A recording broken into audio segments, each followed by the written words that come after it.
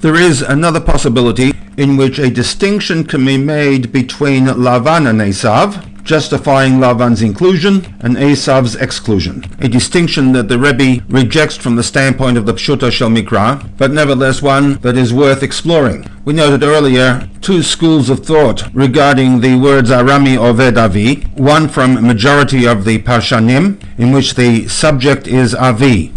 Yaakov, and in the declaration we described the economic circumstances and hardships that Yaakov faced. He was an Arami Oved, a homeless Arami, a poor Arami, a persecuted Arami, one who was exiled to Aram and then exiled from his homeland to Mitzrayim. And with the declaration made when bringing the Bikurim, we acknowledge God's intervention in bringing about a rags to riches situation, from a situation where our ancestors had no legal rights to the land, they were impoverished, and within a relatively short period of time the nation was able to establish itself in its own homeland and bring the Bikurim as an expression of their economic success. Rashi, on the other hand, maintains that the subject of this phrase is Arami, a reference to Lavan, who Oved Avi, and in the declaration we acknowledge God's intervention in rescuing, in one instance, Yaakov from a threat of annihilation,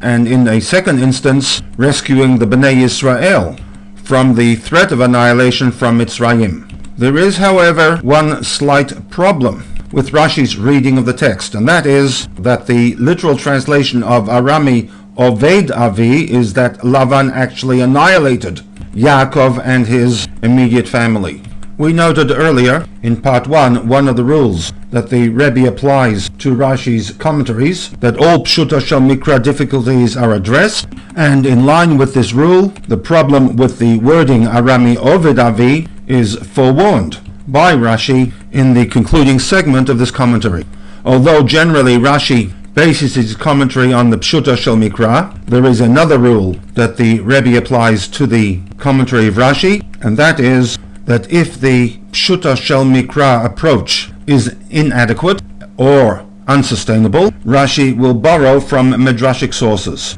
In this situation, the Pshuta Shel Mikra does not support an interpretation where the Arami is Lavan, and therefore Rashi resorts to midrashic sources, in this case one from the Sifri and another from Yerushalmi. And in the process of answering the textual difficulty, we will also have a justification for including Lavan and excluding EISAV in the declaration that went along with the bringing of the Bikurim.